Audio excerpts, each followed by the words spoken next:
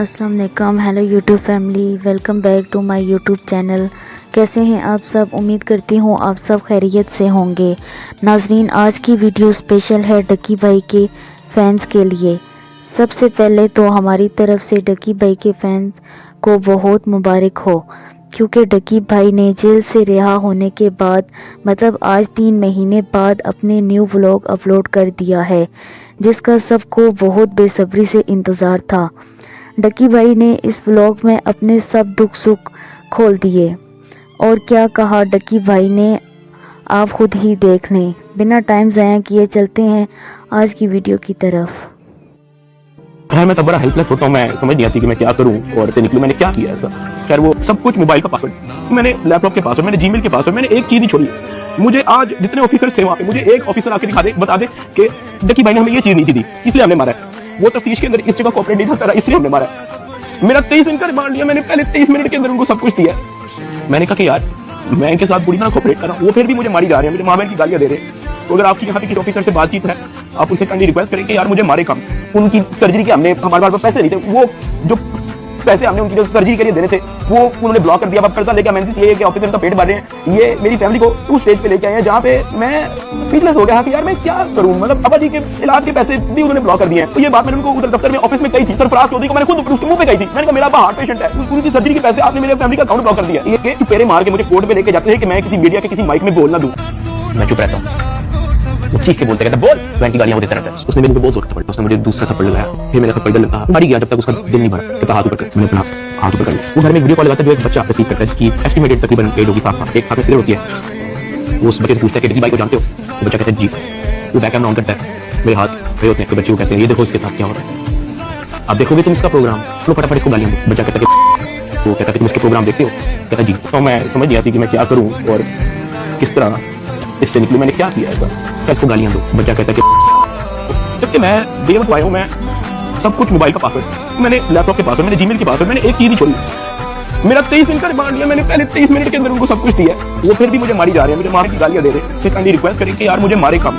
3 माह का एक्सपीरियंस है, सिर्फ वो बताने आया हूँ। 16 अगस्त 2025 को जब मैं सो के उठता हूँ तो मैं बड़ा एक्साइटेड होता हूँ, क्योंकि हमने अपने दोस्त वगैरह मेहमान बुलाए होते हैं, हमने अपने घर में दावत रखी होती है। मेरे सब दोस्त आते हैं, बड़ा एंजॉय करते हैं, हम खाना शाना खाते हैं, गपशप लगाते हैं, मेहमान चले जाते हैं। उसके बाद मैं और रूम पैकिंग में लग जाते हैं, क्योंकि हमें मलेशियन गवर्नमेंट का एक इवेंट है, उधर से इनवाइट आया होता है कि डकी भाई आप आए हमारे लिए कुछ वीडियोस वगैरह बनाए। पूरे पाकिस्तान से उन्होंने एक मेल और एक फीमेल को चुना है, जिसके अंदर मेल में उन्होंने मुझे चुना। बाकी कंट्रीज से भी उन्होंने एक मेल एक फीमेल इनवाइट किए हुए थे, और मैं बड़ा एक्साइटेड था कि पूरे पाकिस्तान के अंदर से उन्होंने एक बंदा चूज करना है, उन्होंने मुझे चुना। मैं बड़ा ऑनर फील कर रहा। हमने बड़ी जल्दबाजी में पैकिंग की, क्योंकि मेहमान आए होते हैं, हमें टाइम नहीं मिलता, और मुझे नहीं पता था कि जब हम पैकिंग करके अपने घर से निकलेंगे तो मेरी जिंदगी का सबसे मुश्किल वक्त शुरू हो जाएगा। मेरे वहमो गुमान में भी नहीं था कि मेरे साथ क्या होने जा रहा है। हम जब पैकिंग करके सामान गाड़ी में रखते हैं, गाड़ी हमारी एयरपोर्ट की तरफ चल पड़ती है। एयरपोर्ट पहुंचते हैं, हम सामान अपना अनलोड करते हैं। रात के 9 बजे के करीब हमारी फ्लाइट होती है। हम काउंटर पे जाते हैं, हमें अपना बोर्डिंग पास मिल जाता है। उसके बाद जहाँ पे इमिग्रेशन होनी होती है, जहाँ पे आपके पासपोर्ट का एग्जिट स्टैंप लगती है, हम जब वहाँ पे पहुंचते हैं तो वो मेरे से पूछते हैं कि आप पे कोई FIR तो नहीं है? मैंने कहा नहीं। कहता आपका साइबर क्राइम में कोई इशू है क्या? मैंने कहा नहीं। कहते आप हमारे साथ आ जाए। मैं और रूब एक दूसरे की तरफ देखते हैं कि ये क्या हो गया। हम किसी को ऑन टाइम ज्यादा इन्फॉर्म ही नहीं कर पाते हैं। मैंने ज़िया को सिर्फ मैसेज कर दिया कि इस तरह से इशू हो गया, तो शायद हम फ्लाई ना कर पाए, तो आप प्लीज गाड़ी जो है वो एयरपोर्ट ले आओ और हमें यहाँ से पिक कर लो। हमें लगा कि शायद हमें बस सिर्फ फ्लाई नहीं करने देंगे और हम घर जा सकेंगे। 5-10 मिनट के बाद इमिग्रेशन वाले हमसे हमारे मोबाइल ले लेते हैं, कहते हैं कि इसको एयरप्लेन मोड पे लगा दें, और रूब की तरफ वो इशारा करते हैं कि अगर आप जाना चाह रही हैं मलेशिया तो आप जा सकते हैं।